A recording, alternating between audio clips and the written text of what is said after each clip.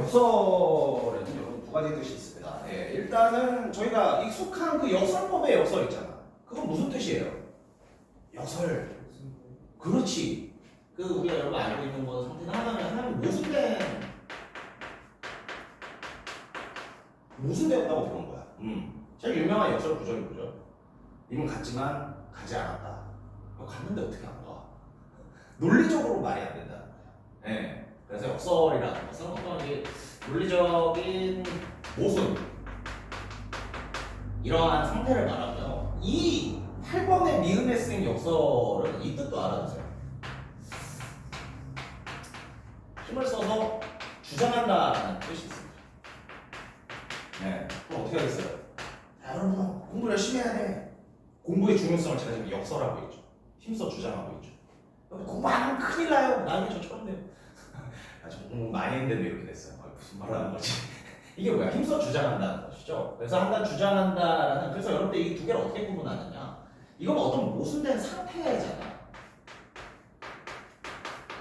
그리고 이거는 힘써 주장한다는 어떤 행동이잖아요. 그럼 어떤 식의 표현이 어울릴지 한번 생각해 보면 돼요. 어디서 나왔는데, 역설적이다라고 하고 있어요. 역설적이라는 건 뭐죠? 적이라는 건 뭐야? 이러한 느낌 상태를 말하는 거죠. 그럼 어때? 1번 모순된 상태가 잘 어울리지. 그러면은 행동이니까 얘는 역설하다와 어울려. 행동이잖아. 그래서 이걸로 구분하시면 돼요. 어디서 누가 뭔가 역설적이라고 한다면 그건 역설의 어떤 상태를 말하는 거니까 논리적으로 지금 모순이 있는 이 상태를 나타내는, 여러분들이 알고 있는 그 역설법의 역설을 생각하시면 되고, 역설한다. 8번에 님이 뭐라고 나왔어? 역설하고 있다. 역설하다라고 나왔잖아. 그러면 하다니까 행동일 거야. 그럼 모순된 상태를 하다? 말이 이상하잖아요. 힘써 주장하다는 이 뜻이 잘 어울리는 거지. 그래서 역설에는 이런 두 가지 뜻이 있습니다, 여러분. 네, 반드시 역설법, 물론 이게 자주 나오지만 여러분들이 뒤에 역설적이다 혹은 역설하다 어떻게 표현하고 있는지도 한번 신경 써서 보시면 좋을 거예요. 아무튼 그렇다. 네, 그래서 요게 그래도 생각나는 김에 했고, 나머지 혹시 문제들도 제가 좀 더 분석을 해본 다음에 여러분들 또 학교 시험에 도움될 만한, 코멘트 될 만한 내용이 있으면 추가로 말씀을 드리겠습니다. 아무튼 중요한 건 뭐다? 그러니까요, 여러분들이 사실 어떤 공부 자체에 대한 얘기를 오늘 조금 잠깐 해볼까? 그러니까 어차피 이게 시험 끝나서 살짝 여유가 있잖아요. 잘 봐요. 공부 자체에 대한 이야기를 하자면, 여러분들이 어떻게 보면 중학생 때까지는 그렇지 뭔가 암기 위주의 공부에 익숙해져 있을 수도 있어요. 뭐가 잘 모르겠다 그러면은 이렇게 그냥 대충 외우는 거지. 예를 들어 봅시다. A라는 작품에 B라는 표현법이 나와. 그럼 내신할 때 그냥 이걸 외울 수도 있잖아요. 근데 공부를 어떻게 해야 할까? 정확히는 이 B라는 표현법을 알아야 됩니다. 그래야 이제 이상하게 나와요. 왜냐면 여러분들 다 모의고사 형태로 내시려고 하거든. 그러니까 어때? 자꾸 보기를 넣는 거야. 보기에서 어때? 지문에 없는 이상한 말 하죠. 그럼 이 보기의 내용을 보고 이것과 연관시켜 풀려면요. A라는 작품에 상징이 쓰여서 이렇게 공부해서 안 되고, 상징이라는 표현법은 이런 표현법이를 알아둔 상태에서 그 표현법의 내용을 이해한 공부를 한 상태에서 보기를 보면서 그럼 당연히 상징이 맞겠네 라는 식의 공부가 돼야 돼요. 무슨 말이냐? 그러니까 이제 잘 들어봐요. 이것도 한번 내가 얘기했었나? 얘기를 했는지 안 했는지 기억이 안 나는데, 제가 이제 재수학원에 있을 때, 그쵸? 재수학원에 있을 때 사실 저희 학원에서 고3반도 했었거든요. 고3반. 얘네들이 이제 정확히 고2 겨울방학, 즉 고2 12월에 들어왔어요. 고2 12월부터 나 정시할래요 하는 애들이 어떤 애들이겠어요? 아니 비하하는 게 아니야. 어떤 애들이겠어요? 내신 망친 친구들. 그래서 내신 보면 등급 점수가 다 높거든요. 거의 다 높다를 어느 정도로 말해야 될지 모르겠네. 높다 그러면 이제 9등급제에서 거의 다 막 4점대 이상이었어. 내신 잘 못하는 애들이었단 말이야. 얘네가 그때부터 한 것은 이제 그냥 그 당시 고3반 애들 일주일에 모의고사 2개씩 풀었거든요. 자, 그리고 얘네가 이제 고3이 됐어. 고3이 돼서 첫 시험을 이제 중간고사를 4월인가 이제 봤었어요. 얘네들 뭐라고요? 내신 하면은 그냥 고등급제에서 거의 다 한 4, 5 정도 받는 친구들이었어. 네. 그 중에 한 명이 아니야. 한 두어 명이 2등급을 받아온 거야, 내신을. 뭐냐? 너 내신 공부했냐? 우리 이거 포기하고 수능하기로 했잖아. 약간 이렇게 했는데 하나도 안 했대요. 내신 공부 하나도 안 했는데 자기들이 계속 봤던 내신 성적보다 좋은 성적을 받았어. 이게 뭐겠어요? 얘네들이 한 건 그냥 일주일에 모의고사 2식 푼 거밖에 없어. 그러니까 요즘 내신에서는 어떻게 보면은 수능 형태의 문제를 자꾸 내려고 하세요. 워낙 사교 이런 게 발달되어 있으니까 뭔가 이렇게 내서 뭐 저 학원에서 적중 이질하면 기분 나쁠 거 아니에요. 금교 선생님의 자존심인데. 그러니까 자꾸 안 본 지문, 외부 지문, 수능 형태의 지문으로 출제를 하시려고 하거든요. 예. 그렇게 봤을 때 여러분들이 어떤 이런 수능 공부는 뭐 지금 당장은 사실 필요 없겠지. 여러분들은 올해 내년 전부 다 내신이 중요하니까. 근데 어차피 내신을 잘 받기 위해서는 수능 공부를 조금은 병행할 필요가 있습니다. 이 친구들 마찬가지야. 다 내신 4, 5 봤던 애들이 그냥 모의고사만 잔뜩 풀었는데 갑자기 공부 하나도 안 했대. 진짜 공부 하나도 안 했대. 그냥 가서 모의고사 풀듯이 읽고 풀었는데 근데 2등급이 나오더라. 네, 진짜 놀랄 노자죠. 네. 그러니까 어떤 이렇게 시험 형태가 특히 학교 선생님들이 여러 가지 좀 신경 쓸수록 모의고사 형태의 문제를 많이 내실 테고 그러면 이제 우리가 배운 거 그렇지 시험 범위에 있는 지문뿐만 아니라 처음은 모르는 지문이 나올 거야. 그럼 그 모르는 지문 어떻게 돼? 모의고사 풀듯이 대해야죠. 근데 이제 그런 공부를 하기 위해서는 틈틈이 수능 공부를 조금은 병행하셨으면 좋겠습니다. 그러네요. 물론 2학년 때부터 이거 없어. 이건 없는 말로 쳐주세요. 네. 아무튼 그렇습니다. 그래서 여러분들 공부할 때 그렇지 어떤 조금 더 이해하는 방식의 공부를 하면은 굉장히 좋을 거다 이런 얘기를 해드리고 싶습니다. 제가 사온 역사도 그래요. 저는 이제 사실 뭐 내신은 잘 못했지만 수능 굉장히 잘 봤었거든요. 저는 뭔가 공부를 할 때 가장 중요한 표가 이해였어요. 이해가 안 되면 난 넘어가잖아. 약간 또라이 같은 새끼였거든요. 그래서 4시간, 5시간씩 한 문제 푼 적도 있어요. 물론 집이 가난해서 문제집을 많이 못 사서 그런 것도 있어요. 진짜 슬픈 얘기네. 아무튼 어떻게 되겠어요. 그래서 이해를 좀 잘 해놓고 나면은 다른 과목 얘기지만 이 아이들의 오늘 다 얘기할게. 수학 얘기 좀 할게. 야채 시간이잖아. 이 제가 고2 때 마지막 모의고사 때 40점 받았거든요. 큰일 난 거야. 개망한 거예요, 진짜. 그래서 어떻게 되겠어요? 이제 고2 겨울방학 때 하루 종일 수학만 했습니다. 학원 다니겠어요? 아까 말했지 가난해서 학원 못 갔어. 뭐인지 아세요? 지금도 여러분이 이 책 보나? 여러분 혹시 개념원리 정석 이런 책 알아요? 제일 기본 책이잖아. 그래서 내가 이거 한 게 개념원리라고 야, 이 얘기를 또 하게 될 줄 몰랐다. 정석을 샀어. 그 다음에 어떻게 해? 그래서 개념원리가 예를 들어서 그 당시 수학단은 이제 1부터 10단원까지 있다. 그럼 개념원리는 1부터 10까지 있는 거야. 정석은요? 10부터 1까지 있는 거. 왜겠어요? 앞에 뒤에 거 하다 보면 앞에 거 까먹잖아. 이거 2번 했어요. 겨울방학 동안 개념서만 4번 본 거야. 그러니까 내가 이 당시 40점이 나왔을 때 가장 집중한 건 고난이도 문제를 푸는 게 아니라 모르는 게 없는 상태가 되면은 고난이도 문제는 저절로 풀릴 거라고 생각한 거예요. 그러니까요. 그래서 고3 재수할 때 수학 좀 1등 받았었거든요. 그러니까 내가 점수 올린 방식이 이랬었어. 어떤 그냥 뭔가 암기를 하거나 그냥 뭔가 대충 넘어가는 게 아니라 쉬운 거부터 이제 다 이해하고 나면 어려운 거는 뭔가 저절로 된다는 마인드가 있었던 거지. 국어도 마찬가지로 그런 식으로 좀 하셨으면 좋겠어요. 뭔가 그런 순간들이 많을 거야. 그리고 실제로 내신 일주일 정도 남았으면 그냥 외워야 하는 게 맞아. 근데 이제 평소에 공부할 때 여러분들이 글을 보거나 어떤 문학 작품이든 독서 작품이든 거기에 나오는 표현법이나 내용들을 좀 이해하면서 공부한다라고 생각하면은 이후에 어떤 질문이 나오거나 선생님이 어떤 지랄을 하셔도 지랄한다는 거예요. 선생님이 이제 문제에 지랄을 한다는 거예요. 선생님이 문제로 지랄을 하셔도 풀 수 있는 힘이 좀 생길 겁니다. 그러니까 평소에 공부할 때 뭔가 딱 그런 거 있잖아. 저런 거 치고 대충 저런 게 대꾸법이야. 이게 가장 위험해. 공부할 때마다 대꾸법은 이런 걸 대꾸법이라고 해. 보면은 실제로 대꾸법이 쓰였네. 내가 대꾸법에 예시 표현도 하나 만들 수 있어. 이렇게 해서 그 표현법을 이해하면은 그렇지 다른 질문이 나와서 거기에 밑줄 치고 이거 무슨 통일법이야 하면 당연히 맞출 수 있습니다. 네. 그러니까 어떤 익숙해지는 외우는 공부보다는 이해하는 공부를 조금 해보시면 근데 쉽진 않아요. 이게 굉장히 좀 변태 같아 할 수 있어요. 네.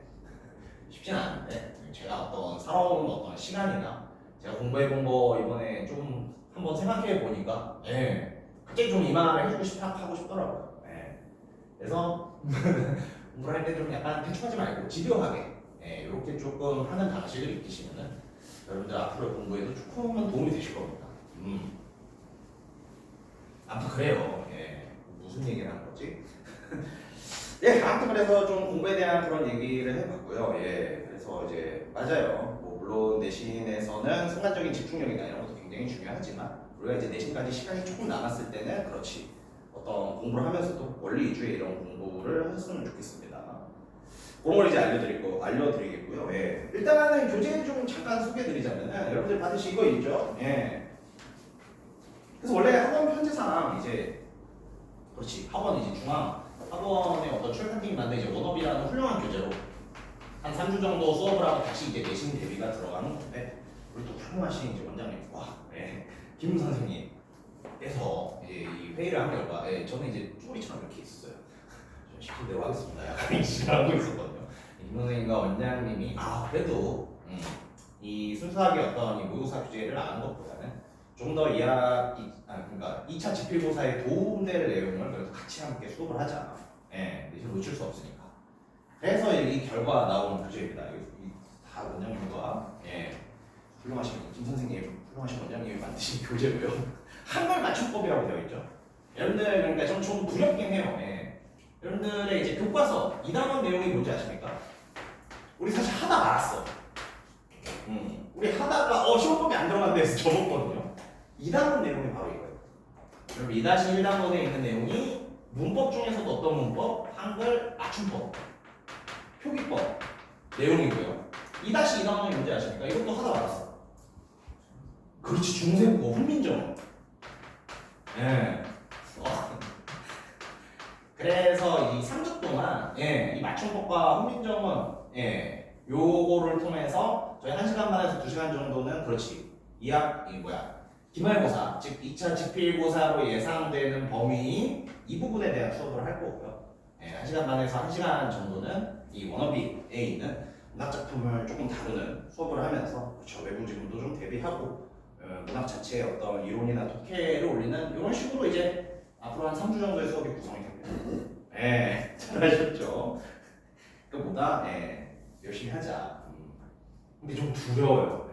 왜냐면은 여러분들 선생님이 형범위를 막 정하는 것 같아서 아니 그렇잖아. 아니 교과서 4단원까지 있는데 야 1차 집필고사를 1단원밖에 안 썼어.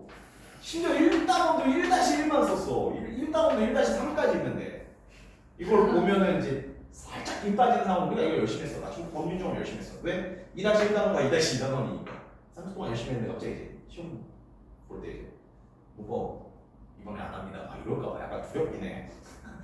근데 그래도 지금 교과서의 어떤 진도나 예상상 이게 이제 기말고사 범위로 거의 반드시 포함될 테니까 또 이제 열심히 들어주시면 감사하겠습니다. 아무튼 그래서 요 교재로 일단 묶어서 그리고 2주 뒤에 이 맞춤법을 2주 정도 한 다음에 3주째 이제 훈민정음 요 수업을 나가도록 할 테고요. 여러분들이 받으신 교재는 3권이죠. 일단 원업이라는 교재는 이게 이제 메인 교재가 될 겁니다. 우리 이 어법 좀 하고 그렇지 남는 시간에 원업이 이제 문화 위주로 좀 볼 테고 거기 있는 것 중에 이제 에브리데이라고 있죠. 끔찍한 교재예요. 왜? 여러분들 숙제해야 되니까. 에브리데이 여러분 펴보시면은 10월 몇 주차 1일, 10월 몇 주차 2일 이런 식으로 매일매일 할 게 있어요. 이야 정말 재밌겠죠. 그러니까 사이트이 너무 어려워. 열심히 그게 이제 과제다 생각하고 매일매일 아마 일주일에 7일 다 했을 거예요. 7일 다 했으니까 에브리데이에 써있는 그렇죠. 지금 어떻게 써있죠? 약간 이런 식으로 써있잖아. 아 그래요? 아 4일까지밖에 없어? 근데 문학이 있어. 그렇지 1일 1회 D day 5 이게 첫 주차에 4일에 풀어라 첫 주차에 3일에 풀어라 이런 뜻입니다.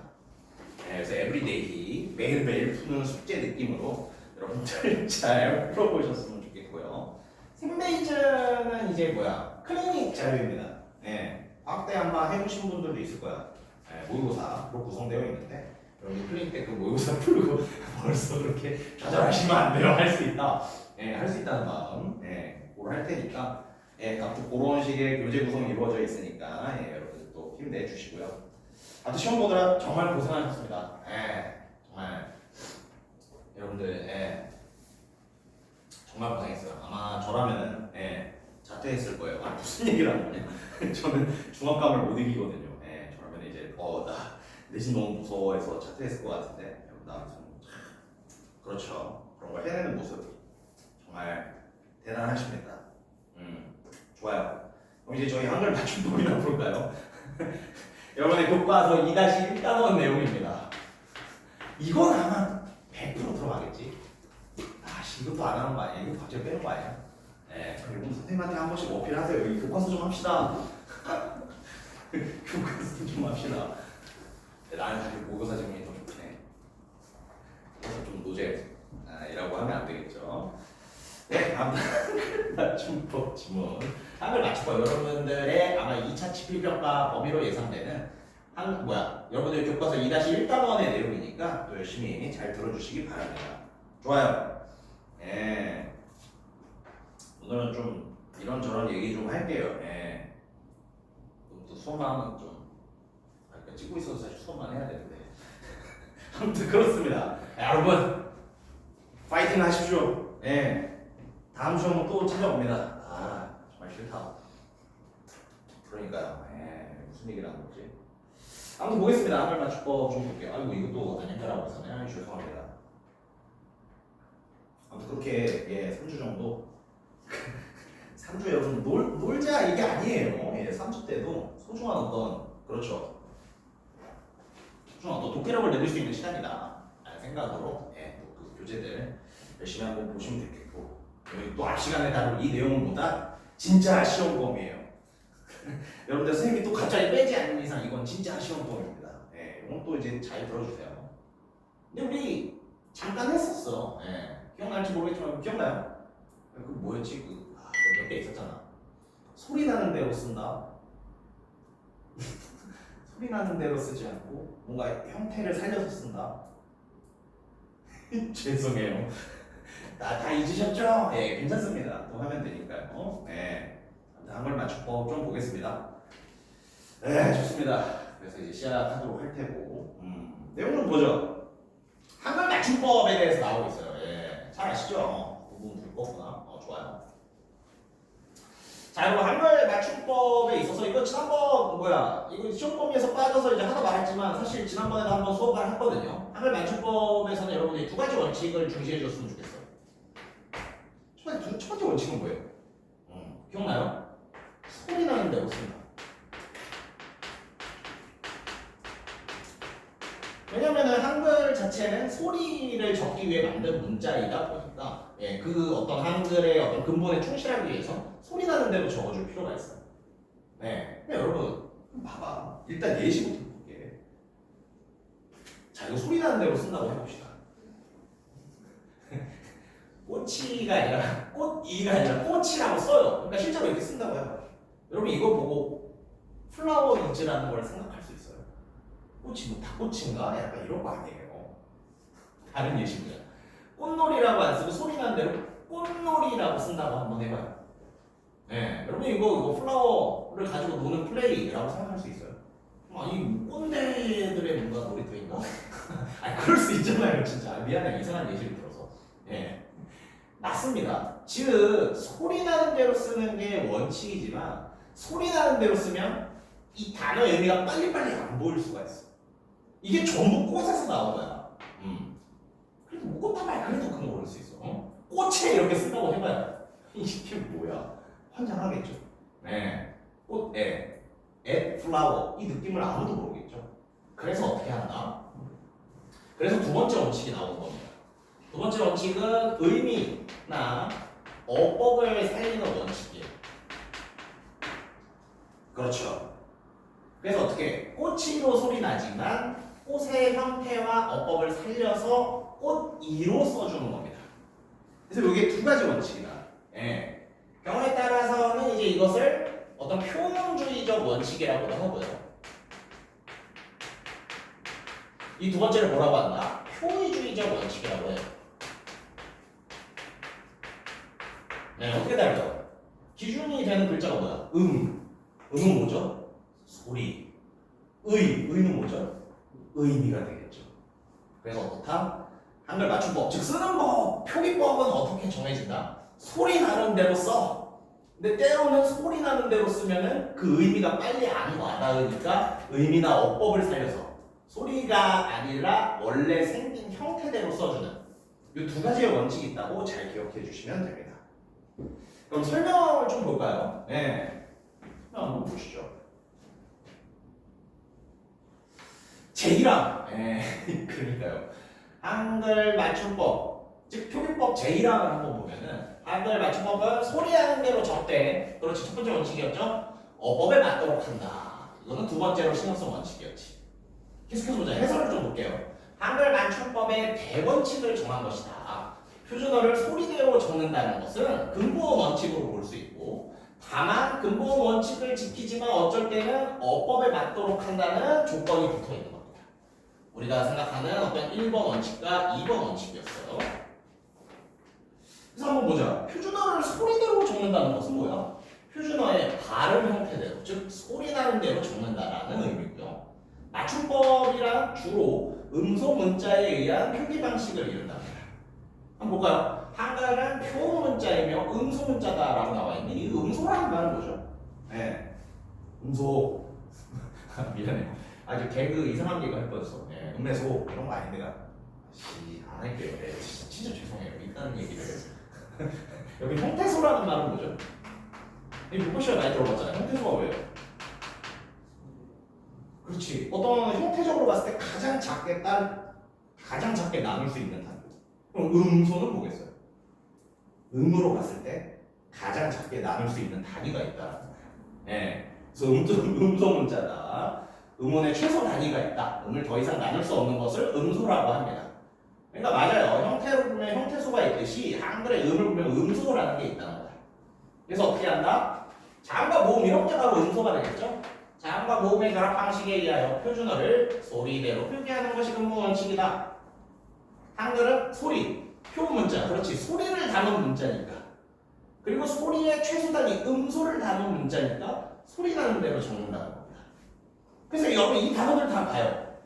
혹시 적은 거랑 실제 나는 소리랑 다른 단어들이 있나요? 나무, 하늘, 놀다, 달리다. 없습니다. 그러니까 이거는 1원칙, 소리 나는 대로 적는 것을 잘 살려준 원칙이에요. 오케이. 이것만 있으면 얼마나 좋을까요? 네, 이 원칙 있죠. 그래서 우리 미리 예를 봤죠. 꽃이라는 것을 봤을 때 소리 나는 대로 적으면 이 플라워의 의미가 하나도 안 보인단 말이야.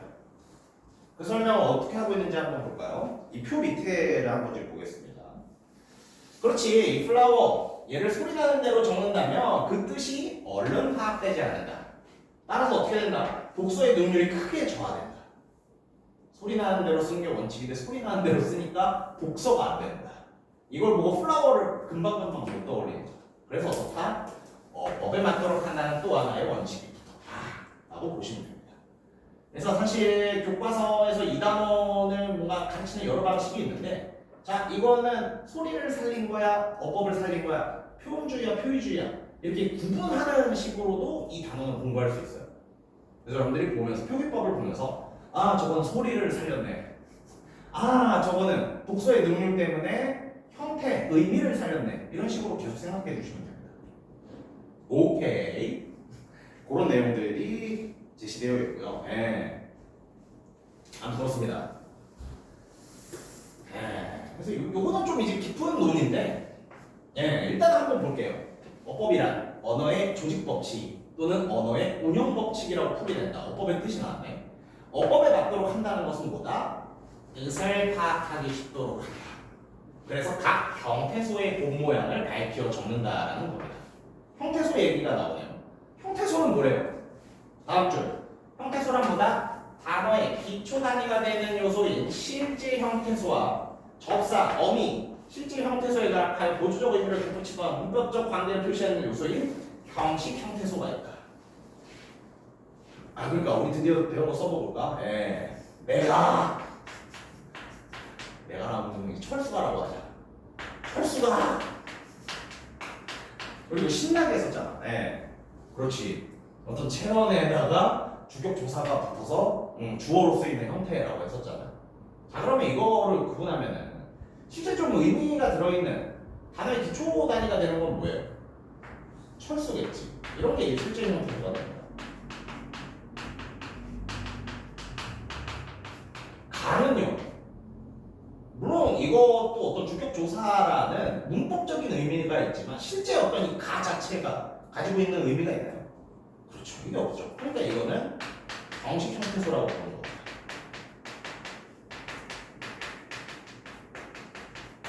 네, 아무튼 형태소 공부 잠깐 하시면 되고요. 중요한 건 뭐다? 의미를 살릴 때는 이렇게 소리 나는데 소리를 살릴 건지 아니면 어법과 의미를 살릴 건지 요것만 계속 기억하시면 됩니다. 그러니까 어때요? 예. 또 예시가 나오고 있네. 이번엔 늘기예요. 진짜 이건 꽃보다 더 심해. 예, 여러분 만약에 늑지 이렇게 쓴다고 해봐. 소리 나는 대로 쓴다고 해봐. 이게 올드라는 뜻이 하나도 안 보이잖아. 그러니까 어떻다? 늘이라는 어간을 살리는데 이 어간에는요 올드라는 의미가 들어있지. 한마디로 실제 형태소를 살리는 거야.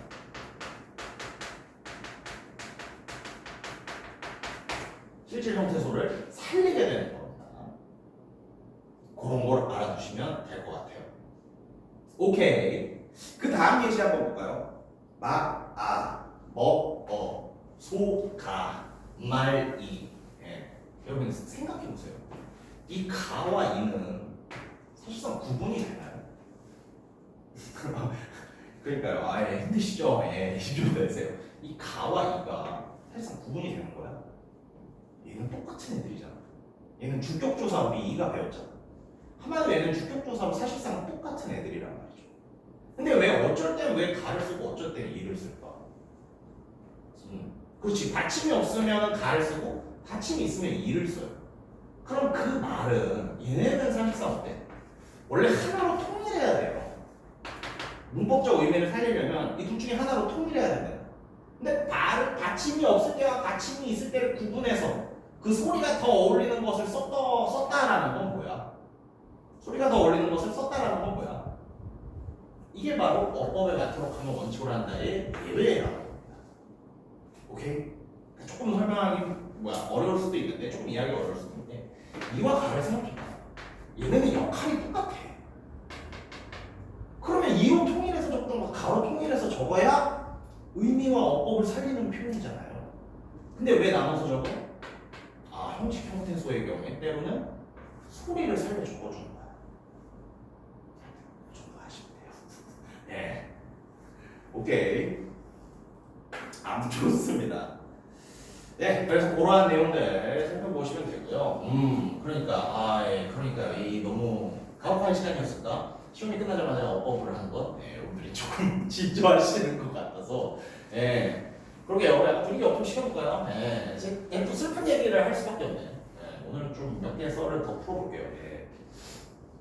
그러니까요. 여러분들이 이제 그렇죠. 오늘 이렇게 알려주신 분도 있고, 저 이렇게 봤어요. 저 뭐 몇 점 받았어요. 이렇게 알려주신 분도 있어서 갑자기 그 옛날 생각이 났어요. 언제 얘기냐면 제가 이제 재수했을 때입니다.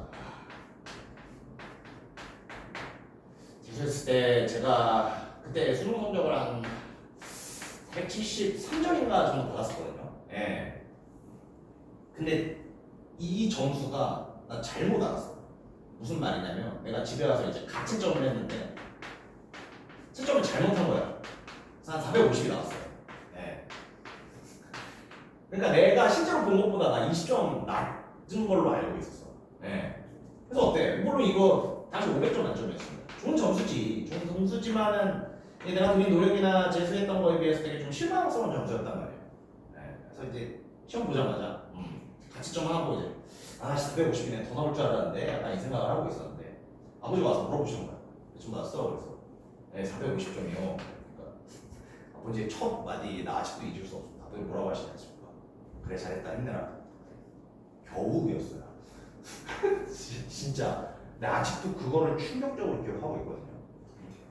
그냥 우리 아빠 고졸인데 아빠 수능도 안 봤어. 우리 아빠 고졸이야. 사회부 좀 이걸 보고 그러니까 내가 어떻게 보면 1년 동안 그래도 노력해서 물론 잘못한 점수지만 나도 조금 실망해서 좀 약간 마음이 약한 상태였는데 어제 겨우라고 풀었다. 너무 슬펐어요. 아직도 이게 기억이 납니다. 이 많이 좀 보겠어요. 예. 제가 여러분들 점수를 함부로 평가하지 않아요. 예, 여러분들 뭐 잘 봤다 못 봤다 몇 점이에요? 그랬을 때 이 병신 이런 말 절대 안 합니다. 이때 너무 충격적인 기억이 있기 때문에. 예, 물론 뭐 가장 아쉬운 것도 가장 즐거운 것도 본인이겠죠. 예, 아픔보다 왜 갑자기 이런 얘기를 하는 거죠? 예, 아무튼 여러분 그러니까요.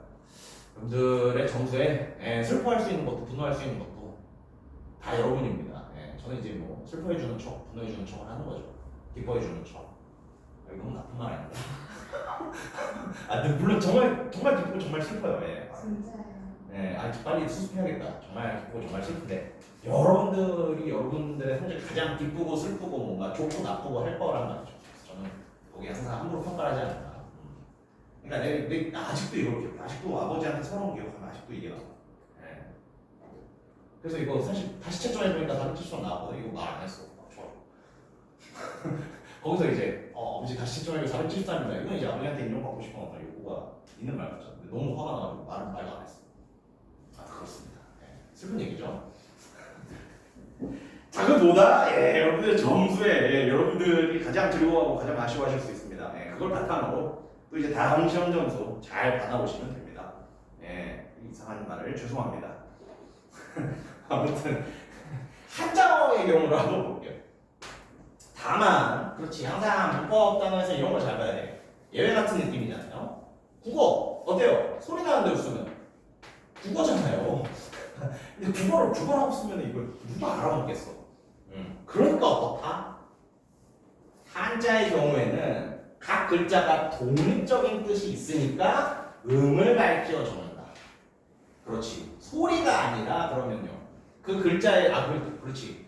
어떤 그 글자가 가지고 있는 하나하나의 소리를 충실히 적겠다라는 거겠죠. 아무튼 이것도 기억해 주세요. 국어라고 하면 이상하잖아요.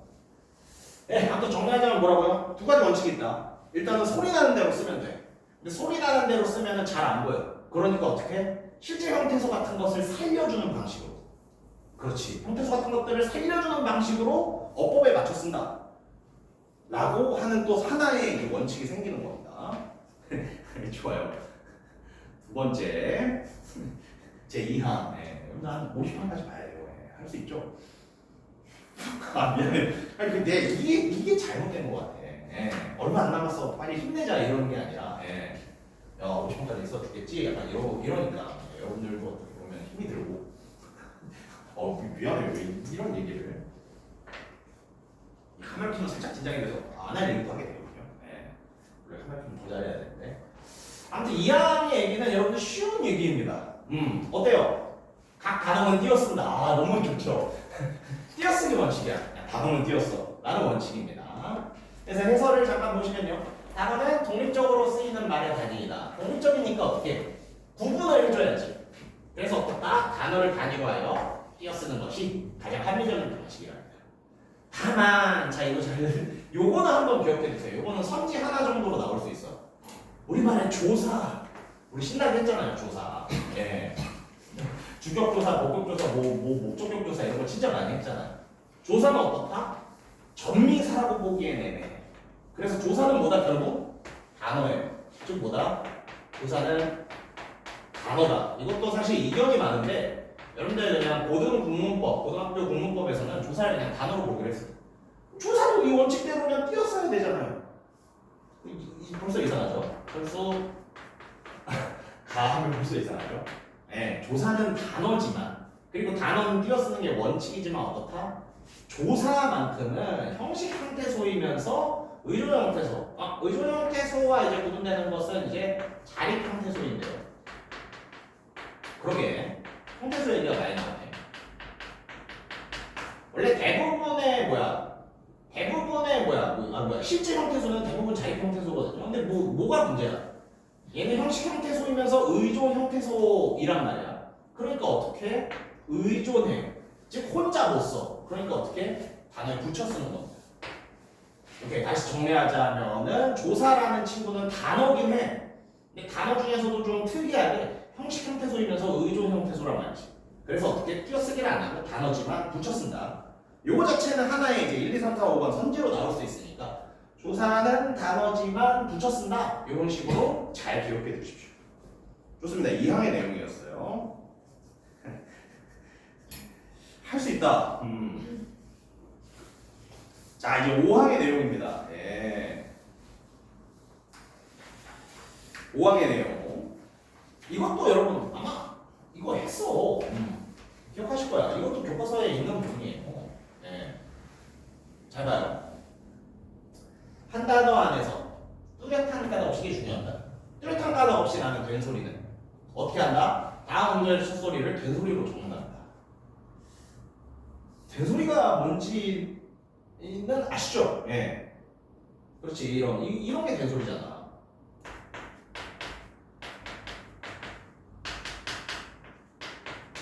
네, 요런 걸 이제 된소리라고 하죠. 근데 그 된소리 중에서도 어떤 된소리요?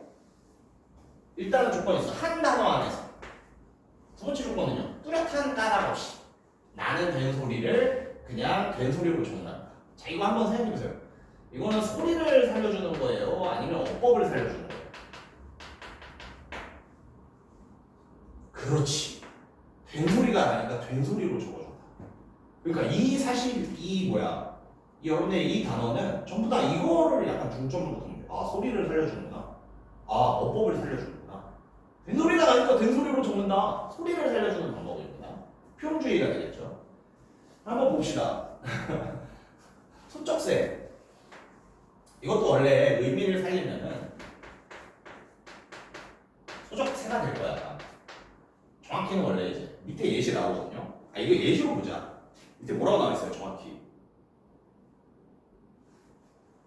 이 부분 볼게요. 여러분 이 꾀꼬리 위에 있는 표 부분 볼게요. 한 개의 형태 내부에 있어서 두 모음 사이에서 나는 된소리는 된소리로 적는다. 예컨대 소쩍새는요. 그 새의 울음소리를 신용하는 의성어. 그래서 어때? 이 소쩍 자체가 의성어라는 말이지. 근데 어때요? 원래는 소적이었을 거야. 근데 어때? 소적으로 소리가 난단 말이죠. 근데 이게 뭐야? 뚜렷한 이유가 있어요? 없어요? 뚜렷한 이유가 없습니다. 왜냐면 우리 방금 읽어본 그 항의 내용이 뭐였어? 뚜렷한 이유 없이 한 형태소 안에서 나는 소리가 된소리가 날 때 된소리로 적는다잖아요. 그래서 소쩍새. 그렇지. 소쩍이라고 안 씁니다. 소쩍이라고 된소리를 살리는 방식으로 써줘요. 좋습니다. 그래서 그러한 내용들. 이제 표로 정리된 내용을 좀 살펴보자. 자, 어때요? 일단은 두 모음 사이에서 된소리가 날 때. 이럴 때 된소리로 적어주네. 예. 뭐 어때? 두 번째 거 볼까? 개라고 안 합니다. 어깨. 이게 된소리로 소리 나는데? 한 단어 아니네? 그리고 여기에 뚜렷한 이유가 없네. 그러니까 그렇지. 된소리 살려서 어깨로 써주는 거예요. 오케이. 봅시다. 하나만 더 볼까? 그러니까요. 이런 것도 어떻게 되겠어요? 이런 것도 어떻게 되겠어요? 구로가 원래는 같겠지만, 어와 우 두 모음 사이에서, 어와 우 두 모음 사이에서 이 구가 꾸 소리가 난단 말이죠. 그럼 어떻다? 이거는 특별한 이유가 없이 된소리로 나는 거니까 그냥 표기에 살려서 적어준다는 거. 그래서 거꾸로 나머지도 다 마찬가지예요. 네. 이걸 잘 기억해서요. 두 모음 사이에서 나는 된소리. 모음 두 개를 찾고 실제로 발음해보고 된소리가 나네. 된소리로 살려서 적어줘야지 라고 생각하시면 돼요. 오케이. 자, 여러분 힘내세요. 얼마 남지 않았습니다. 그러니까요. 너무 가혹한가? 면유를 앞두고 그렇지, 요법이라니. 아니, 이러면 안 돼. 이런 말이 내가 여러분들이 약하게 만든 거야. 예. 당연히 해야지. 라고 생각하면 너무 잔인하겠죠. 당연히 해야 되는 게 맞죠. 네, 힘내봅시다. 자, 두 번째. 니은, 리을, 이응, 미음 뒤에서 나는 된소리요. 받침이 니은, 리을, 이응, 미음으로 끝났는데 뒤에서 된소리가 나? 이건 어떻다? 뚜렷한 까닭이 없는 것이므로 된소리를 살렸습니다. 이것도 어떻게 되겠어요? 산뜻하다.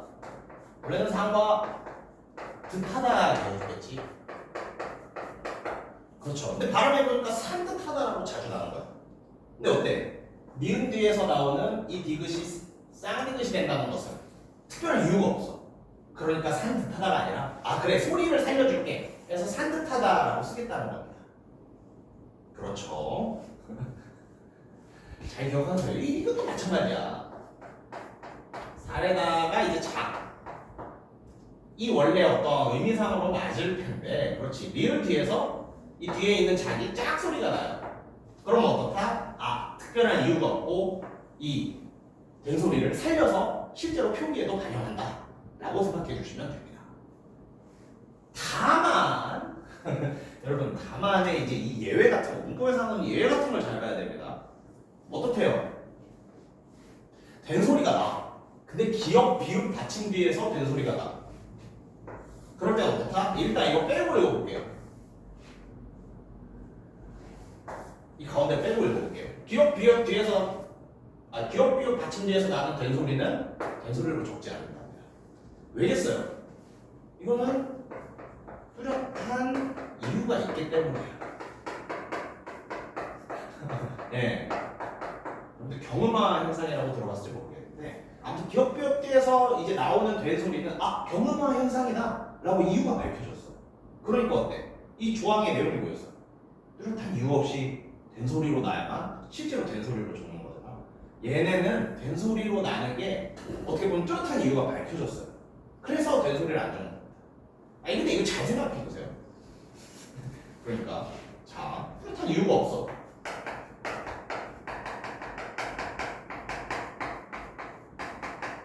뚜렷한 이유가 있어요.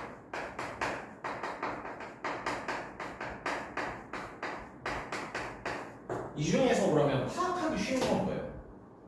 충분히 뚜렷한 이유가 있는 거 아니겠습니까? 이유가 있으면 우리가 파악하기 쉽죠. 네. 그럼 뭐겠어요? 얘는 파악하기 쉬우니까 된소리로 안 적어도 사람들이 된소리로 소리가 난다는 걸 알고 있다는 거예요. 네. 뚜렷한 이유가 있으니까 경음화 현상 알고 있으니까 된소리로 안 적어도, 어차피 된소리로 안 적어도 사람들은 된소리가 난다는 걸 알고 있다는 거예요. 그러니까 어떻게? 소리를 살려주기보다는 어법을 살려줘서 적는 거죠. 이 마찬가지예요. 깍두기. 기억 뒤에서 당연히 이거 소리대 보면은 깍두기예요. 우리가 이제 언어 생활, 그래 여러분들이 이제 고등학교 1학년이니까 한 14, 15년 언어 생활 했잖아. 당연히 깍두기로 소리 난다는 거 알고 있어. 그리고 이게 어떤 문법 법칙을 몰라도 이게 굉장히 자주 일어나는 현상이고 우리는 다 알고 있다. 그래서 어떻게? 이런 거는 소리 안 살려주고 깍두기라고 써도 전부 다 깍두기로 소리 내서 읽어요. 그러니까 그냥 그러면 두 번째 원칙, 어법을 맞도록 적자. 그래도 어차피 소리 나는 대로 읽을 테니까 라고 해서 오히려 안 살려주는 겁니다. 이 느낌 잘 아시겠어요? 미안해요. 그러니까 법성도 어때? 이것도 당연히 우리는 법성이라고 읽어. 근데 어때? 기역, 비읍 뒤에서 나오는 이 된소리는 당연히 된소리가 나는 거지. 뚜렷한 이유가 있지 하니까 법성이라고 그냥 적어주는 거야. 그래도 우리는 법석이라고 소리 나는 거라니까. 네. 그러니까 파악할 수 있으면은 소리를 살려주기보다 이렇게 적어도 너희 된소리로 읽을 거지? 라는 식으로 어법을 살려서 적어주는 겁니다. 이렇게 기억을 하시면은 조금은 편하실 수도 있어요. 여러분들 힘드시죠? 그러니까요. 이게 학기 범위라니까요. 기말고사 범위예요. 힘내주세요. 물론 좀 지루할 수 있어요. 제가 반성하겠습니다. 제가 더 열심히 할게요. 아무튼 봅시다. 일단 어떡하냐. 근데 여러분 요거 하나는 아셔야 돼. 이제 이 발레, 이 해설에 있는 발레를 설명할 건데 한번 볼게요.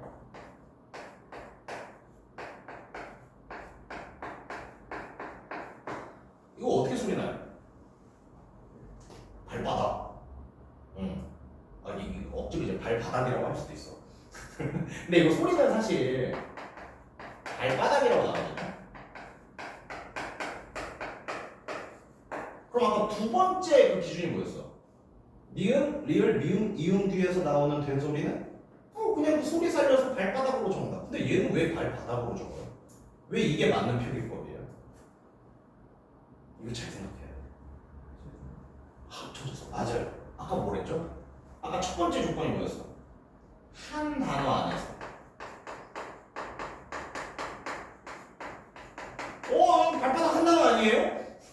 근데 여기서의 한 단어가 하나의 형태소로 얘기해. 지금 그 얘기를 할 거야. 그러니까 어때? 발바닥은 이거 형태소 나누면 어떻게 돼요? 발과 바닥이라는 두 개 어떤 실제 형태소가 나오게 되거든요. 근데 지금 된소리가 나는 부분이 어디야? 한 형태소 내부가 아니라 형태소를 넘어가서 된소리가 나는 거지. 이럴 때는 그렇죠. 된소리로 적는 게 아니라 그냥 적는다는 겁니다. 하나의 예시만 더 보여볼까? 여러분들 그래. 여러분들 잠자는 자리, 잠자리라고 하잖아요. 침대, 베드. 이것도 소리는 어떻게 나? 잠자리라고 해. 이것도 똑같아. 니은, 리을, 미음, 이음 뒤에서 미음 뒤에서 나오는 된소리잖아요. 그럼 잠자리라고 소리 살려서 된소리로 적는 거 맞지 않습니까? 이것도 형태소 분석하면 어떻게 돼? 잠과 자리로 나온 것이지. 근데 이 된소리 나는 부분이 형태소를 넘어가서 된소리가 나죠. 이러면 된소리로 나도 된소리로 안 적어준다는 거야. 오케이? 이게 진짜 많이 나올 거야. 문제, 함정 문제로. 여러분들이 아마 원칙은 충분히 시험 보기 전에 공부 많이 하실 겁니다. 두 번째 원칙 뭐였어? 미음, 이음 뒤에서 나오는 된소리는 된소리로 적어줘요. 그럼 문제 풀 때 왔어. 잠자리. 그렇지. 미음 뒤에서 잠자리라고 소리 나네. 잠자리가 맞아요. 하면 이제 안 되는 거야. 왜? 하나의 단어 안에서. 그리고 이 하나의 단어는 뭐다? 하나의 형태소 안에서. 그래서 이런 형태소를 나눠보는 것까지 신경 쓰셔야 되고, 내신 전에는 아마 이러한 예시들을 많이 보셔야 될 겁니다. 네. 여러분들이 너무 어렵게 생각할 필요 없는 게 이거 표기법이잖아. 쓰는 방법이잖아. 여러분들이 저절로 아는 것도 있어. 이렇게 아무도 안 쓰잖아. 이렇게 아무도 안 쓰잖아. 네. 그래서 좀 눈에 익히는 것도 꽤 중요한 단어입니다. 네, 왜냐면은 표기법이니까 보통 이렇게 쓰지. 근데 이제 그 문법적 원리가 더해지면은 그렇죠. 문제 풀 때 이제 좀 어려움이 없어지는 거죠. 그래서 아무튼 중요한 건 뭐다? 표기법 단원이니까 눈에 익혀두시는 것도 꽤 중요합니다. 좋아요. 아무튼 어때? 그렇지. 얘네는 어땠어? 우리 손적세를 봤지만 이번에 악기다 봅시다. 악기다. 자, 다. 두 모음이죠? 나와 이 사이에서 나오는 된소리지. 그래서 형태소를 나누면 어때? 악기라는 어감과 다라는 형식 형태소가 나오잖아요. 근데 얘는 된소리가 어디서 나? 이 하나의 형태소 안에서 나니까 된소리를 살려서 적어주는 거야. 오케이, 구분하실 수 있으시겠죠? 기억, 비읍. 처음에 뭐였어? 두 모음 사이. 두 번째 뭐였어? 리을, 미음, 이음, 뒤. 면은 일단 된소리로 적는다고 생각을 하되 어떻다? 그렇지. 하나의 형태소 안에서 아까 그 친구 이 친구의 차이는 뭐였어요? 발바닥의 차이는 뭐였어? 이게 빠 소리가 나지만 형태소를 넘어가서 된소리가 났었지. 이러면 안 된다. 한 형태소 안에서 나야 된다. 오케이. 할 수 있다. 네. 제 웬만하면 쉬는 시간 드리고 싶은데. 네. 녹화되니까 쉬는 시간이 가야죠. 안 돼. 내가 룰을 깬다고 살짝 지적을 받았어. 그러니까요. 이제 쉬는 시간 들어. 1시간 20분 들어야지 쉴 수 있어. 버텨요. 죄송합니다. 아무튼 어떻다? 형태소까지 해봐야 된다. 그래서 그거 잘 생각해 주시면 되고요. 그러한 예시들이 여기 있다는 겁니다. 아까 말했듯이 여러분 표기법이니까 그냥 이렇게 쓴다. 이거 눈으로 익혀주는 것도 꽤 중요하다고요. 하나만 해볼까? 어떻게 되겠어요? 그렇지.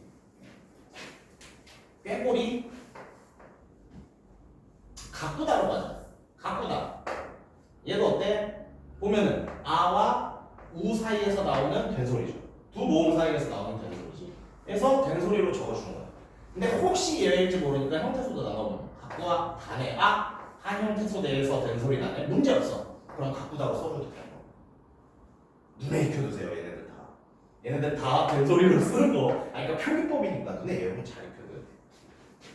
가장 헷갈릴 만한 게 뭘까? 새 길을 헷갈리진 않을 거야. 부두막 정도는 헷갈릴 수 있어.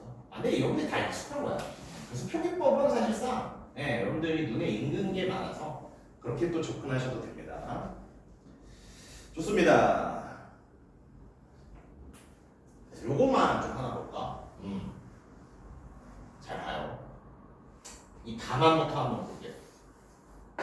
다만. 기쁘다, 나쁘다, 미쁘다, 바쁘다. 전부 어떤 감정에 대한 단어죠. 이거의 어원을 보면 어떻대요? 기쁘다래. 사실 어원을 보면은 얘는 뭐야? 형태소리 이렇게 나눠야 됩니다. 기쁘다. 그럼 어때? 이 된소리 두 모음 이와 으 사이에서 나오는 된소리인데 형태소 넘어가서 나오는 된소리니까 원래는 기쁘다라고 적어줘야 돼. 근데 어떻다고요? 누가 이걸 원형으로 생각하겠어? 현실적으로 이것도 중요해. 이 옛날 벌써 옛날 느낌이잖아요. 기쁘다라고 안 하고 기쁘다라고 하면 옛날 느낌이잖아요. 그렇게 썼으면 진짜. 옛날에는 이런 식으로, 옛날에는 이런 식으로 기쁘다가 이루어져 있다. 그럼 기가 영원이에요? 그렇게 되는 거죠. 뿌다가 그렇지. 뿌다가 어비가 되는 거지. 기가 어떻게 영원이에요? 근데 지금 그게 중요한 점이야. 기가 어떻게 영원이야? 현실적으로 지금 그렇게 인식이 안 돼. 그러니까 어떻다? 그냥 된소리 살려 써준다. 그러니까요. 이런 것도 꽤 많아요. 어원을 따지고 들면 사실상 이 원칙에서는 어긋나지만 누가 지금 이걸 이렇게 봐? 해서 그냥 써주는 거죠. 오케이, 그런 내용이었습니다. 좋아요. 하여튼 여러분들 그냥 이거 잘 봐주세요. 야 이러면 안 돼. 이해하는 공부를 해야 된다. 네, 이 실제로 요 단어들이 거의 다 교과서에 있는 단어들이에요. 그러니까 여러분들 충분히 다음 시험 범위에 이게 포함된다면 전부 다 시험에 나올 수 있는 거니까 잘 읽어두시기 바랍니다. 오케이. 요까지만 하고 잠깐 쉬어볼까? 6절. 6절이래. 여러분들 한 장 넘기셔서 이번엔 제 6항입니다. 2절에 6항. 구경만 아시죠? 기억 안 나죠? 여러분 저 훈민정음 이렇게 한번 했잖아. 기억 안 나나? 내가 그래서 이거 예로 줬잖아. 이거 소리 나면 어떻게 해? 해돋이. 해돋이라고 안 읽잖아요. 해돋이라고 소리 나서 읽잖아요. 근데 어떻다? 국외음악 때는 그렇지 원형을 발표 이렇게 적어준다는 원칙이 있습니다. 소리는 해돋이로 나지만, 그러니까 이건 소리를 살린 방식이지만 이건 뭐다? 어법과 의미를 살린 방식이 다르다. 여기서 어떻다? 이거를 살린다고요. 이렇게 쓰면 안 되고 이렇게 써야 된다고요. 오케이? 다 이런 식이에요. 그럼 일단 국외음악에 대한 이야기를 살펴볼게요. 디귿이나 티귿 받침 뒤에 종속적 관계를 가진 이나 히가 올 적에는 그 디귿이나 티귿이 지읒지읒으로 소리 나더라도 소리가 아니라 뭐다?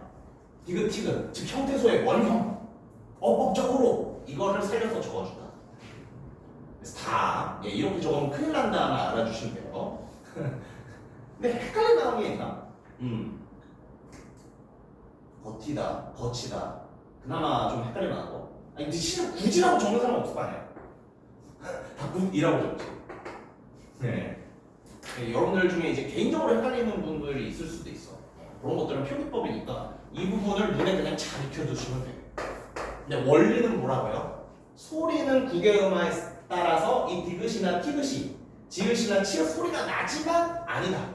소리를 살려주는 게 아니라 원형을 살려서 적는 거다. 이거를 잘 기억해 주세요. 해설만 잠깐 보겠습니다. 자, 어때? 근데 아까 여기 뭐가 붙어 있었어? 종속적 관계라는 말이 붙어 있었죠. 그렇지. 종속적 관계를 지닌 이나 희가 온다고 했었지. 그럼 그 종속적 관계는 뭐냐라는 걸 좀 설명해 주겠습니다. 한번 볼까요? 형태소 연결에 있어서 실질 형태소인 체험, 어근, 요원, 어간 등의 그러니까 한마디로 뭐야? 실질 형태소의 형식 형태소가 어떻다? 결합하는 관계를 말한다. 실질 형태소의 형식 형태소가 결합할 때 이 형식 형태소를 종속되는 요소라고 부른다는 거예요. 실질의 형식이 결합할 때 이 형식을 종속이라고 부른다는 거예요. 그러니까 우리 예로들은 이 해돋이 볼까요? 예. 해가 돋다, 해돋. 이게 어떻게 보면 실질 형태소겠지. 근데 이는요. 해돋다를 해돋이라는 명사로 만드는 접사 아니겠습니까? 그 접사 아까 뭐라고 그랬어? 전미사. 전미사지. 정확히는 접사 중에서도 전미사지. 이 실질 형태소 뒤에 붙는 전미사 이런 걸 뭐라고 한다고요? 형식 형태소 중에서도 종속되는 형식 형태소라고 합니다. 그럴 때는 뭐다? 발음을 살려주는 게 아니라 원래 원형을 살려줘서 적는다. 네. 오케이? 네. 밑에 설명만 조금만 더 볼게요. 실질 형태소 끝 받침이 디귿과 티귿이 국외음화예요. 그렇지. 그게 국외음화에서 지읒과 티귿으로 발음되더라도 어떻게? 기본 형태를 밝힌다는 거야. 왜? 뒤에 오는 친구는 종속적이니까. 그렇지. 그렇게 기억해 주시면 되겠습니다.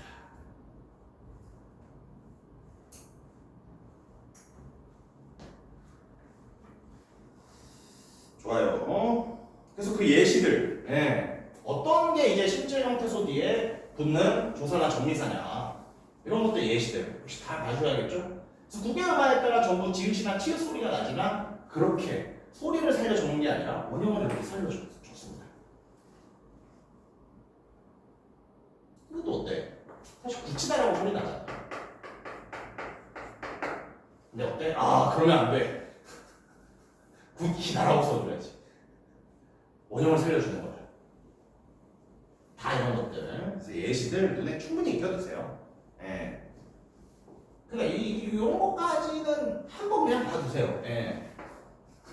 그래도 한번 같이 볼까? 마지의 경우, 맛이 이건 발음을 살려서 마지로 적자는 의견이 있었대요. 근데 어때?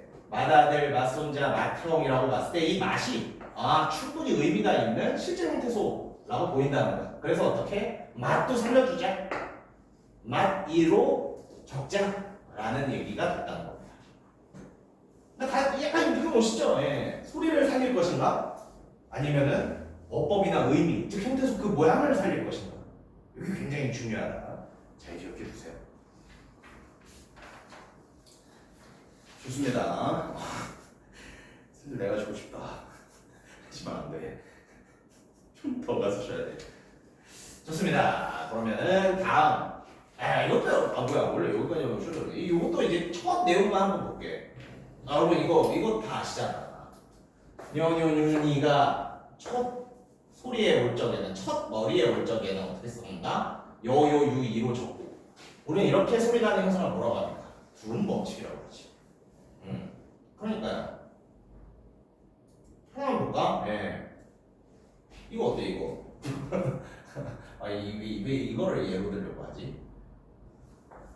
요. 여러분 이거 어때? 이거 실제로는 묘라는 소리가 나거든요. 그래서 뒤에 적을 때는 소리를 살려줘. 이거 노상방뇨 할 때 그 묘예요. 애뇨심신 할 때 그 음묘야. 근데 어때? 묘가 첫머리에 올 때는 요로 두음 법칙에 따라서 소리 나는 게 자연스러우니까 이번엔 그것을 소리를 살려서 적어준 거야. 그렇죠. 우리 요소라고 안 하고 다 요소라고 읽잖아요.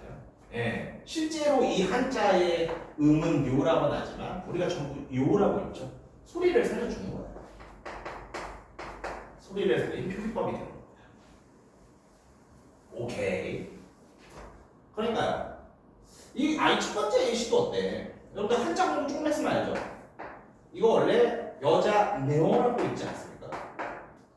근데 어때? 얘가 앞에 올 때는 영어로 두음법칙 살린 표기를 써준다는 거죠. 두음법칙에 익숙하시죠? 예. 다만 그렇지. 이 예시를 한번 기억하세요. 명 중 년의 경우에는 어때? 잘 봐요. 이거 어때요? 띄어쓰기 했으니까 사실 단어의 첫머리에 왔죠. 근데 왜 연이라고 안 적어요? 분법칙에 하면 연이라고 적어야 되지 않습니까? 띄어쓰기 했으니까 이거 단어 첫머리에 왔잖아요. 이러니까 예외라고. 연. 그리고 량중 이거는 이제 무게를 재는 단위인데 이거 한약재나 비금속 무게 될 때 쓰는 단위입니다. 네. 그래서 뭐 홍삼 분양중만 주세요. 막 이런 식으로 쓰는 단위예요. 그러니까 무게를 재는 단위다. 그렇죠. 아무튼 이러한 표현들 얘는 어떻다? 냐녀윤이지만 여유유의로 안 쓰고 그냥 냐녀윤이 살려준다는 겁니다. 그래서 이 세 가지 뭔가 어떻게 보면 예외 잘 기억해 두세요. 예. 네, 연례 행사는 왜 연이 났어요? 네? 연례 행사요. 연례 행사요. 아 잠시만요. 아 그렇지. 이때는 이게 이성명 빼죠. 의존명사 1대1에. 그러니까 똑같은 연이지만 얘는 의존명사가 아니죠. 저 질문 잘했어요. 이 의존명사 설명을 뺐네. 근데 이렇게 몇 년 할 때의 연은요. 혼자 쓰지 못하고 앞에 수 실제로 몇 년인지 수가 붙어야 의미가 살죠. 그래서 의존명사인 양중 년은 그렇지. 분법칙 적용이 아니라 니은 그대로 살려서 써준다. 네. 질문 잘했어요. 의존명사를 빼고 설명할 뻔해. 그냥 이 예외 외워라 하고 이제 이상한 설명할 뻔했네요. 네 맞아요. 의존명사였어요. 좋은 질문이었습니다. 근데 맞아요. 연례형사 같은 건 어떻게 돼 있어? 유역제가죠. 여기서는 그렇지. 똑같이 해라는 뜻은 있지만 그렇지 몇 년의 의존명사가 아니라 그렇지 1년이라는 뜻을 가진 다른 그렇죠. 의존명사가 아니게 쓰이게 되는 거죠. 오케이 좋았어요. 네 좋습니다. 그리고 이제 이 조항의 예시가 이 조항의 중요한 내용이 뭐였어? 단어 첫머리에 올 때. 즉 단어 첫머리에 안 오면요 원래대로 적어주면 돼요. 녀, 뉴, 니 살려서 적어주면 됩니다. 하나의 예시가 더 있어. 요거까지만 하고 딱 쉴까? 왜냐면 뒤에는 이제 반복되는 내용이거든요. 요거 하고 잠깐 쉬는 시간 한번 합시다. 그래서 이제 내가 지쳐. 좋아요. 한번 볼게.